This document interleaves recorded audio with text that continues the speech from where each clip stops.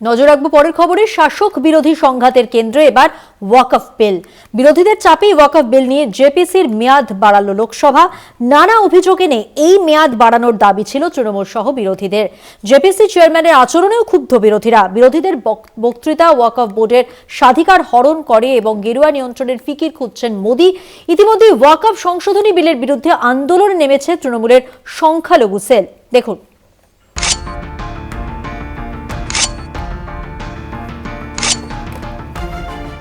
বিরোধীদের হট্টগোল ও তুমুল প্রতিবাদের মধ্যে 8ই অগস্ট লোকসভায় ওয়াকফ সংশোধনী বিল পেশ করেছিলেন কেন্দ্রীয় সংখ্যালঘু মন্ত্রী কিরেন রিজিজু। মুসলমানদের ধর্মীয় স্বাধিকারে হস্তক্ষেপের লক্ষ্যে ওই সংশোধনী আনা হয়েছে, যা আদতে ভারতের সংবিধান বিরোধী।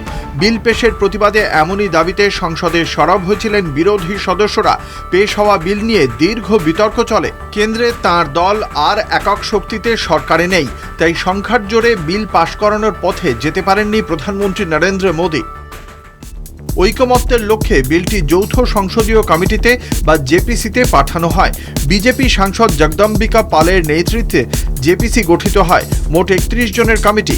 রাজ্যসভা থেকে 21 ও লোকসভা থেকে 10 জন প্রতিনিধি নিয়ে জেপিসি গঠন করা হয়। কিন্তু বিজেপি ব্র্যান্ডেড গণতন্ত্রের এমনই মহিমা, লোকসভার 10 জনের মধ্যে 7 জনই পদ্ম শিবিরের সাংসদ। অর্থাৎ কমিটিতে বিরোধী প্রতিনিধিরা যে মতই ব্যক্ত করুন না কেন, সংখ্যার জোরে তা খারিজ করার রাস্তা খুলেই জেপিসি গঠন করা হয়েছে। This committee has not visited state of Bihar. This committee has not gone to West Bengal. Jammu Kashmir. This joint working committee, the chairman assured us that a minister from Delhi government will call. That has not been called. There are many stakeholders which want to come. In fact, I am telling you, from Kashmir, Mir Wais Umar Farooq wants to come. ये joint parliamentary committee on वक्फ जो speaker साहब ने बनाया, पिछले 3 महीने में लगातार 29 meetings हुई। मोर देन 147 डेलीगेशंस आए, जिसमें स्टेट के ऑफिशियल्स, वक्फ बोर्ड, माइनॉरिटी कमीशन, मुस्लिम्स की जितने संगठन हैं, सभी संगठनों को मैंने अवसर दिया। Jamaat-e Islami Hind, all India Muslim personal law বোর্ডের মতো সংগঠনের দাবি, গেরুয়া শিবির দীর্ঘ সময় ধরেই দিল্লি সহ দেশের নানা গুরুত্বপূর্ণ জায়গায় থাকা ওয়াকফ সম্পত্তি দখল করতে তৎপরতা দেখাচ্ছে। প্রস্তাবিত সংশোধনী সেই জন্যই আনা হয়েছে। কেন্দ্রের প্রস্তাবিত ওয়াকফ সংশোধনী বিল নিয়ে ক্ষোভ উগরে দেন মুখ্যমন্ত্রী মমতা বন্দ্যোপাধ্যায়। মমতা বলেন, রাজ্যের সঙ্গে আলোচনা করে এই বিলটা নেওয়া উচিত ছিল, কারণ রাজ্য ওয়াকফ সম্পত্তি পরিচালনা করে। ওয়াকফ ব্যবস্থা ধ্বংস হয়ে যাবে যদি কেন্দ্রীয় সরকারের আনা বিল আইনে পরিণত হয়। অভিযোগ মমতা বন্দ্যোপাধ্যায়ের। বিশেষ একটা সম্প্রদায়ের বিরোধী বিল প্রস্তাব করা হচ্ছে কেন? এই ধরনের একতরফা পদক্ষেপ যুক্তরাষ্ট্রীয় কাঠামোতে সমস্যার সৃষ্টি করছে। বিলটির মাধ্যমে 26 নম্বর ধারায় প্রদত্ত ধর্মীয় স্বাধীনতার অধিকার ও 14 নম্বর ধারায় সাম্যের অধিকারকে লঙ্ঘিত করা হয়েছে। এই কারণে আমরা এই বিলটির কঠোর প্রতিবাদ করছি। এই বিল এভাবে নিয়ে এসে রাজ্য বিধানসভাকেও অপমান করা হয়েছে। শনিবার ওয়াকফ সংশোধনী বিল বাতিলের দাবিতে রানী রাসমণি রোডে একটি বিশাল সমাবেশ করে তৃণমূলের সংখ্যালঘু সেল।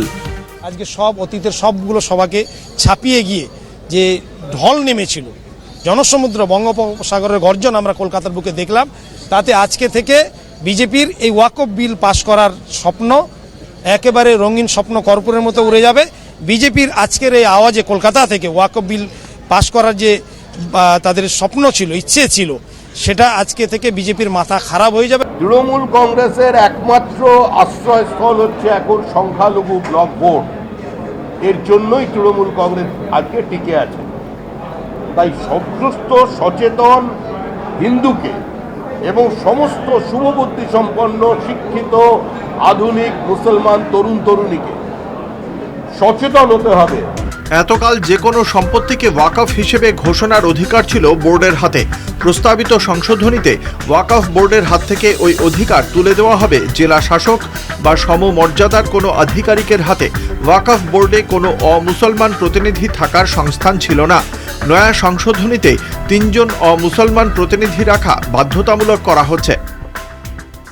বিরোধীদের অভিযোগ, অন্যান্য ধর্মের নিয়ন্ত্রক সংস্থায় ভিন্ন ধর্মের ব্যক্তির প্রতিনিধিত্বের সুযোগ থাকে না, তাহলে ওয়াকফের ক্ষেত্রে তা মানা হবে না কেন? আরএসএস এর আসন্ন শতবর্ষে ভারতের ধর্মনিরপেক্ষ চরিত্র বদলে হিন্দু রাষ্ট্র নির্মাণে বদ্ধপরিকর ছিল মোদী বাহিনী। কিন্তু সংসদের দুই কক্ষে সংবিধান বদল করার মতো একক শক্তি নরেন্দ্র মোদীর নেই। তাই ধাপে ধাপে নানা অছিলায় সেই পথে হাঁটতে গিয়েই ওয়াকফ বোর্ডে সংশোধনের অজুহাতে হিন্দুত্বের আগ্রাসন বলে মনে করছে রাজনৈতিক মহল। কলকাতা টিভি।